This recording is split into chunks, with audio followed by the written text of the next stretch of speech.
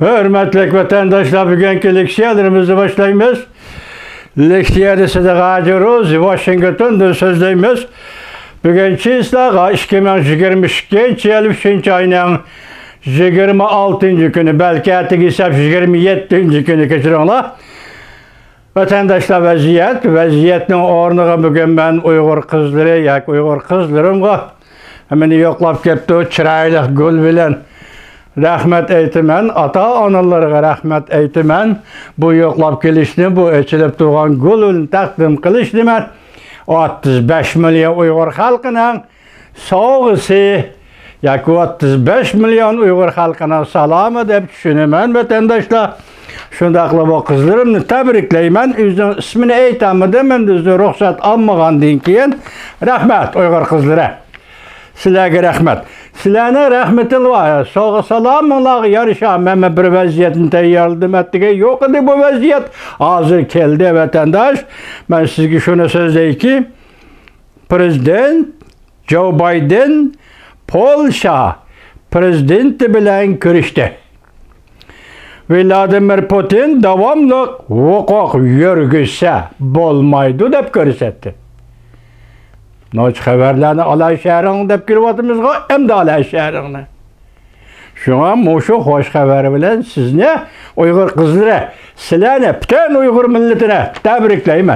Bunun içinde çeksiz tarih var. Bunun içinde çeksiz tarih var. Siz biz sözlep tüketilmeydiğin. Çeksiz tarih var. Düşünüdüğün kumla siyasetler var. Siz biz düşünüp yetelmeydiğin. Şunu bilin ki Rusya'nın bugünkü takdiri etkilik Cungo'nun takdiri yakı Cungo'nun bugünü yakı Rusya'nın bugünü etsi Cungo'nun şu günüdür. Bunu ahırda göreyli. Bugün teyyarlap koygan ben öyle yok edeyim keçirinler. Bugün teyyarlap koygan leksiyelerimde sözde. Mavzumunda Prezident Joe Biden Polşa'na ziyaret kıldı. Amerika Avrupa İttifakı bar gücü bilen Prezident Vladimir Putin'i çeklemekçi oldu. Bu büyük teyyarlık siyadına. Rusya armisi stratejik hücumunu Kiev şehrinden Ukrayna'nın şarkı kısmına yetkeydi. Mavzula haber 3. ayının 26. günü Amerika avazdan Xitay programımız ilan kılındı. Haber. Bundak baştan. Brüssel.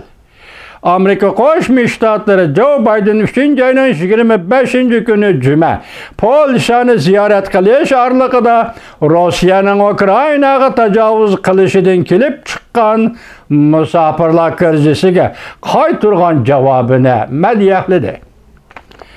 Oxşaşlı Amerika taraf mındak görsetti. Rusya harbiy hareketini Ukrayna'nın payitaxtı Kiev şehrinden Ukrayna'nın şarq tarafiga yetkidi. Prezident Joe Biden Polşa'da Ukrayna chegarasiga yaqin yerde Polşalık insonparvarlik xizmati bilan shug'ullanuvchilar ve Amerika askeri qismlar jangchilari bilan ko'rishdi. Prezident Joe Biden Rashib ahang tarjimasi Polşa'nın chegaradagi shahri ekan. Rashib de Amerika Qurolli armiyasi 29. parashyutchilar qismi. Parashyutchilar qismi askeri qismlar bilan ko'rishganda mundaq ko'rsatdi. Sizlar demokratiya bilan oligarxiyalik mustafidizm o'rtasida kurash qilyapsizlar. Bu Amerika askeri kısımlar NATO'nun şark kısmındaki yana başka NATO kısımlarını kollaydıgan kısımlarıydı. Bu devletler cümleden Polşa, Litva, Azaniya, Bulgariya, Romanya qatarlıq devletleriydi. Muşalarını qoğdaydı. Amerika armiyası. Prezident Joe Biden askeri kısımlar bilan birga o'ltirib tamoq yeganda sizlar dünyada en kudretli askeri kuch deb ta'rifladi ve bu gapim hargiz mubolag'a emas deb qo'shib qo'ydi. en kudretli harbiy kuch kiseliş durganda Amerika ve Garp devlet emeldarlığının cuma günü 3. ayının 25. günü mındak dedi. Rusya askeri kısımları sancıya üstün bolsuma.